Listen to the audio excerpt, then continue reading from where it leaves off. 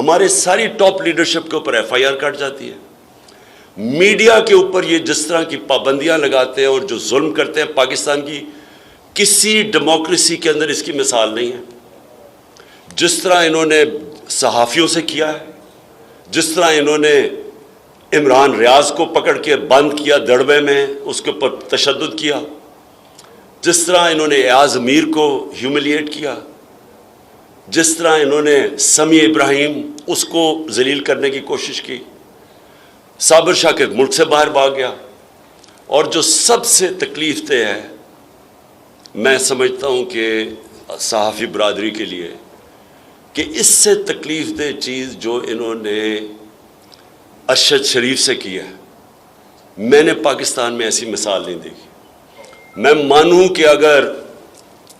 کوئی ملک دشمن ہو، میں مانوں کہ ایک اچھا جی وہ کوئی ملک کے خلاف سازش کر رہا ہو، چلیں وہ کوئی ملک کا غدار ہو، اچھا جی اگر ہم یہ بھی مان لیں کہ کوئی بہت بڑا کوئی ڈاکو ہو، کوئی کرمنل ہو. ایک ارشد شریف جو ساری صحافی برادری چاہے وہ اس کو پسند کرتی تھی یا نہیں، ایک چیز جانتی ہے کہ کبھی وہ اپنے ضمیر کا سودا نہیں کرتا تھا.